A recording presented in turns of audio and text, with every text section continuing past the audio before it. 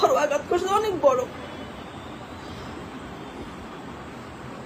তো আমি আমার বর্তমান সম্পর্ক, বর্তমান হাজবেন্ড, এই সম্পর্কে আপনাদেরকে কিছুই বলবো না, বলতে চাই না। হ্যাঁ,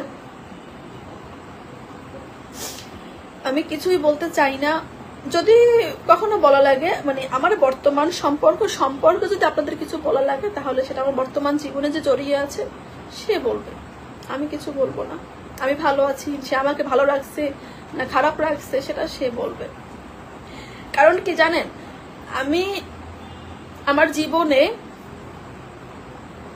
স্যাক্রিফাইস করছি, নিজের সুখ শান্তি সবকিছু বিসর্জন দিছি, নিজের ভালো লাগা, নিজের ভবিষ্যৎ কখনো কোনো কিছু চিন্তা করিনি। হ্যাঁ, কোনো কিছু চিন্তা করিনি। আমি মানুষের সাথে কথা বলতে গেলে আমি ভাবতাম, আমি যদি এই মানুষটাকে এই কথাটা বলি সে তো কষ্ট পাবে, এজন্য আমি তাকে কিছু বলতাম না। কোনো মানুষকে, আমার বাড়িতে আমার বাবার বাড়ির কোনো মানুষ বলতে পারবে না যে আমি কোনো মানুষকে কষ্ট দিয়ে কোনো কথা বলছি।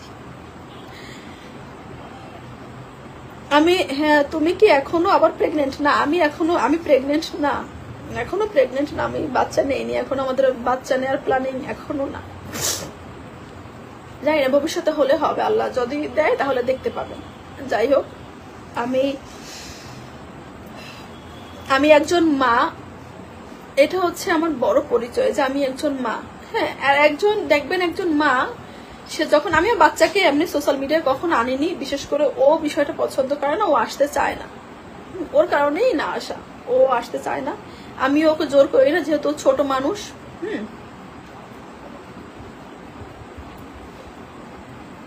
হ্যাঁ,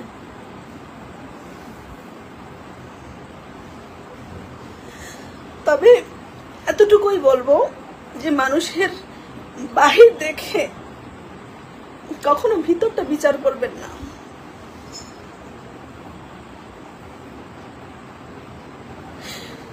আমার ভিতরে না, আমি পাহাড় সমান কষ্ট লুকাই রাখছি।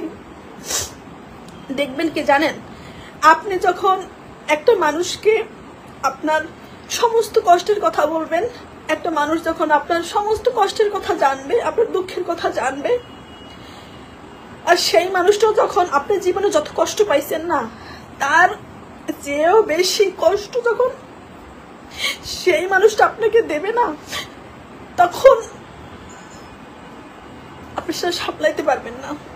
হ্যাঁ, আপনি সেটা কখনো সামলাইতে পারবেন না। তো আমি আমার জীবনে এরকম কিছু কষ্ট অনেক পাইছি।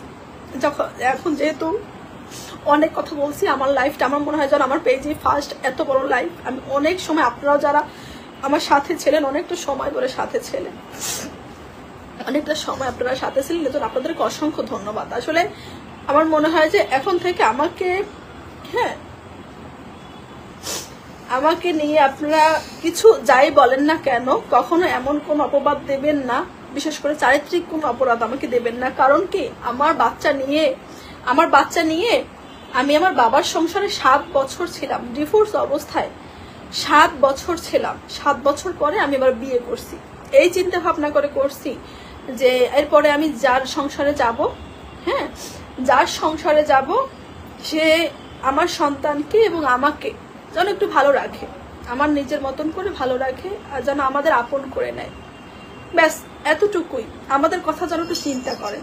এজন্য আমি কখনো, বিশেষ করে টাকা পয়সার কষ্ট তো আমি কখনো করিনি। ছোটবেলা থেকে আমার বাবার সংসারে আমি যতদিন ছিলাম, আমি তো কখনো টাকার কষ্ট করিনি। এজন্য টাকার লোভটাও না আমার একেবারে নাই। টাকা পয়সার লোভ আমার একেবারে এখন পর্যন্ত নাই। এখন পর্যন্ত টাকা পয়সার লোভ আমার নাই। হ্যাঁ, জীবনে চলার জন্য যতটুকু প্রয়োজন, না যা প্রয়োজন না, আমার 3 বেলা খাইতে হবে, 3 বেলা পড়তে হবে, জাস্ট এই কারণে আমার যে কষ্টটা, যে পরিশ্রমটা করার, আমি সেটা করি, আমি জাস্ট সেটাই করি, আর কিছু না। তো আপনাদের সাথে অনেক কথা বললাম, আপনারা আমাকে অনেক অনেক অনেক সময় দিচ্ছেন। বিশেষ করে আমাকে অনেক মানুষ এরকম কথা বলে যে আপনি 2টা মেয়ে রেখে চলে আসছেন, মেয়ে রেখে পালাইয়ে আসছেন, মেয়ে রেখে এসে অন্য ছেলের সাথে বিয়ে বসছেন, আপনার চরিত্র খারাপ। আসলে আমার চরিত্র খারাপ না ভালো, হ্যাঁ, সেটা শুধুমাত্র আমি জানি। আমার চরিত্রটা কেমন সেটা আমি জানি, আমি ভালো না খারাপ। আমাকে তো কখনো আপনারা আজ পর্যন্ত সোশ্যাল মিডিয়া যতদিন দেখছেন এই পর্যন্ত কখনো তো অন্য কোনো স্বামী ছাড়া তো অন্য কোনো পুরুষের সাথে দেখেননি যে আমি ঢলাঢলি করছি, বা এমন কোনো ভিডিও আপনারা দেখেন না যে আমি আমার স্বামী ছাড়া অবস্থায় অন্য কোন পুরুষের কাছে গেছি। তো আমার চরিত্র নিয়ে কেউ কোনো কথা বলতেই পারেন আপনারা, ওটা আপনাদের ব্যাপার। আমার যে অতীতটা ছিল, যেটা আমার খুবই ভয়ঙ্কর অতীত, সেটা আমি আপনাদেরকে জানাইছি। এবং হ্যাঁ, আমার ছেলে, আমার সন্তান আছে, আমি একজন মা, তবে সেটা আমার সাথে, হ্যাঁ আমার সাথে। ইভেন আমি যখন ওইখান থেকে চলে আসছি, আমার সেই আগের হাজবেন্ডের কাছ থেকে যখন চলে আসছি, তখন সেখানের পরিবার, সেখানে মানুষজন একটা কথা বলছে, মানে সেখানে ওই যে আমার ছেলের বাবা যে ছিল, সে বলছে কি আমার মাকে মেরে ধরে, আমার মাকে তালা বন্ধ করে, দরজা বন্ধ করে লাগাই, তারপরে সে গেছে, তারপরে সে চলে গেছে, অন্য পুরুষের কাছে চলে গেছে। আমি এমনও কথা শুনছি। আমি জাস্ট উপরে যে একজন আল্লাহ আছে না, হ্যাঁ উপরে একজন আল্লাহ আছে না, সে আল্লাহ তাআলার কাছে শুধু আমি একটা কথা বলছি যে আল্লাহ, আমি যদি সৎ থাকি, আমি যদি ঠিক থাকি, আমার যদি কোনো দোষ থেকে না থাকে, তাহলে তুমি বিচার করো, তুমি দেখো।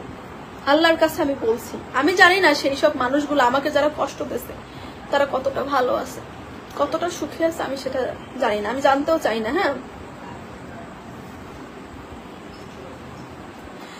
তো আপনাদের কাছে আমি কথাগুলো এই কারণে বলছি যে মানুষের জীবনে কখন কি ঘটে সেটা তো আসলে বলা যায় না, কে মারা যায় কে বাঁচে বলা যায় না। আমি যেহেতু সোশ্যাল মিডিয়ায় একটা প্ল্যাটফর্মের সাথে, আমি চাই না আমার সম্পর্কে আপনাদের কোনো ভুল ধারণা থাকুক, আমি চাই না।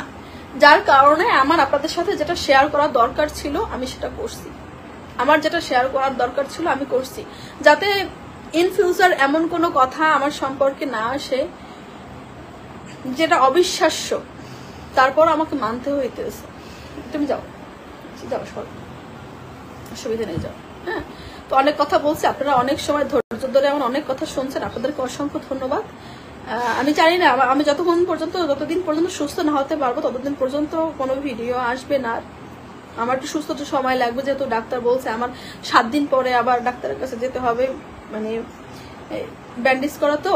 তো এরপরে এখন শুধু ব্যথা প্লাস ব্যান্ডেজ করতেছে, পাটা সোজা থাকে, পাটা একদম হাড়টা বেঁকা হয়ে গেছে। তো হাড়টা আমরা করে ঠিক করে দিয়েছে। 7 দিন পর্যন্ত একদম বেড রেস্ট থাকতে বলছে, আমাকে বিছানা থেকেও নামতে নিষেধ করছে, আপনি বিছানা থেকেও নামবেন না, এমন করে বলছে যে আপনি একবার বিছানায় থাকবেন 7 দিন।